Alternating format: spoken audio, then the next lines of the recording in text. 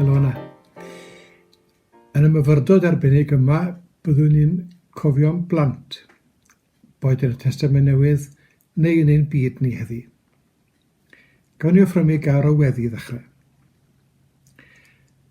Yn ein myfyrdod heddiw nefol dad, gyfynnwn am ras i ddeall anghenion plant yn ein cymunedau ac ar draws y byd, fel y byddwn yn magu cenhedlaeth o'r newydd a fydd yn gweld gwerth a pharch ymysg ei gilydd ac i eraill. Amen. A'r darlleniad yn naturiol ddigon yn rhoi at Efengyl Mathew, pennod 19, adnodau 13 dros 15. Ond tair adnod, ond y mae'n fodd yn ei ofyn cwestiynau lawer. Un o'r ryfeddodau'r ffydd Gristnogol yw ei bod hi'n ceisio rhoi lle i bawb, gan gynnwys y sawl roedd ei ddewiaeth yn ei gadael ar ymyl y ddalen. Byddwn wedi defnyddio'r frawddeg droeon pan ddywedodd Iesu na ddylid rhwystro plant rhag dod ato. Roedd plant yn bwysig iddo, ond defnyddiodd hwy fel eglureb bod ymddiriedais plentyn fel esiampl o ffydd y sawl sy'n gobeithio etifeddu teyrnas Dduw. Roedd plant yn bwysig i ddewiaeth, nid am bod lle amlwg iddynt yn y deml, ond roedd plant yn cynrychioli gobaith y genedl. Roedd y sylw roddodd Mathew a Luc i enedigaeth Iesu'n arwyddocaol. Ni soniodd Paul am y manylion hyn, ond efallai na roedd Marc chwaith yn ymwybodol o'r hanesion pan oedd e'n ysgrifennu. Wrth i'r eglwys fagu corff o wybodaeth a dealltwriaeth am Iesu ac am yr hynna wnaeth, daeth hanes plentyndod Iesu'n bwysig.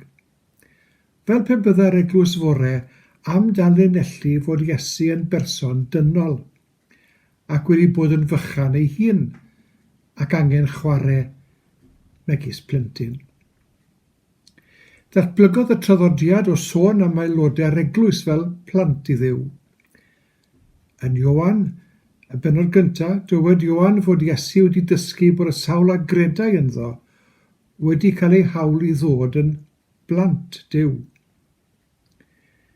Ysgrifennau Ioan ar ddiwedd y ganrif gyntaf, gyda mesur hileth o feddwl yr eglwys yn cael ei amlygu. Wrth gyfarch Duw fel tad, roedd yr eglwys yn blant i Dduw. Dywedir am wyl y Nadolig ei bod hi'n amser i blant a pha ryfedd. Bydd y siopa'n hyrwyddo ei nwyddau diweddaraf ers y diolchgarwch mwyn creu chwilfrydedd yn y plant, a bydd ffasiynau dillad a theganau plant yn effro i'r farchnad honno ers mis Ionawr a chynt mae'n siŵr. Bydd canran gynyddol o rieni bellach yn gwarchod y syniad am helioni Sion Corn, gan fod yr hyn o ddaw i ddwylo'r plant sydd yn yr aelwydydd tlotaf yn sylwi ar y gwahaniaethau'n amlwg. Ymwelodd un o'n haelodau ni ac ynysoedd y Philippines ac ymweld â chymuned o deuluodd cwbl dlawd, a oedd yn byw ymysg y beddau a mynwent un o drefnu'r ynysoedd hynny. Roedd ymdrech o drefnu parti a dosbarthu anrhegion o boteli dŵr glân a melysion yn weithred a olygodd llawer i'r gymuned honno. Arswyd ddirdynol i aelodau'r eglwys oedd deall fod pobl yn marw yn Lesotho oherwydd diffyg bwyd. Gyda un o'r plant sy'n derbyn nawdd addysgiadol drwy ffyronellau yn yr eglwys, yn gweud gall hi ddim mynd i'r ysgol mae'r rhy wan, ac oherwydd ei gwendid corfforol yn methu am gyffred sut oedd ymdopi gyda bywyd bob dydd, gan gynnwys y straen o fod yn yr ysgol, bod cael bwyd yn bwysicach nag addysg, a dilema'r eglwys yn y tabernacl oedd gofyn p'un sydd yn bwysig talu am ei haddysg yn te gofalu bo'n cael bwyd. Yr ateb oedd y ddeubeth. Y plant yw'r haen gyntaf o gymdeithas i ddioddef mewn rhyfeloedd cartre. Ac mae'r hanesion a ddaw o Syria dros y blynyddoedd ola hyn yn dal i gynnig enghreifftiau ni o blant yn dioddef ac yn marw. Pan enir plant i'r teuluoedd a'r cymunedau, gorfoleddwn yn reddfol. Ond mewn rhai ardaloedd, bydd sŵn plant yn gofyn am sylw, a dyw e ddim yn sylw sydd yn ei groesawu chwaith. Maen nhw'n gost yn gyfrifoldeb, heb fedru cyfrannu i wir ofynion y gymdeithas ar y pryd. Yn China, ceir hanes am blant yng ngogledd y wlad yn gorfod trio gofalu am ei hunain yn ei plentyndod, a rhieni wedi mynd i'r dinasoedd yn y de mwyn ennill arian, ond nhw ddiwaith yn y gogledd. Ac yma 1,000 o filltiroedd rhwng gogledd a de China. Ac o'n nhw rhieni'n anfon yr hoddion yn ôl, arian yn ôl, i dalu am yr hyn oedd yn angenreidiol ar y plant.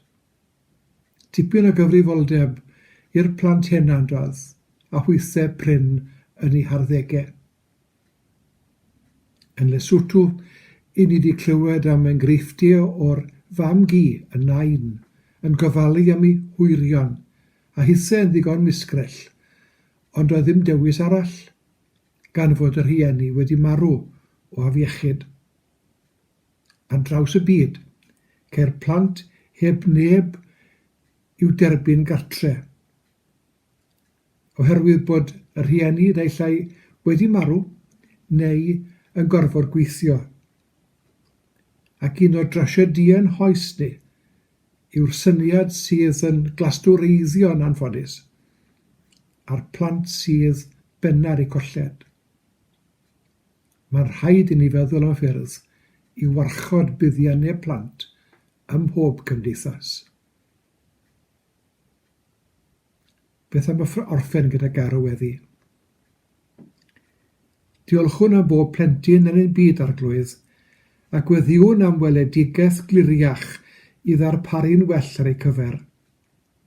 Diolch am bob asiantaeth sydd yn estyn dwylo dros y môr ac yn gweithio dros fuddiannau plant. Diolchwn am dy gariad yn estyn droso moll ac ein bod ninnau yn cael dy weld fel tad cariadlon.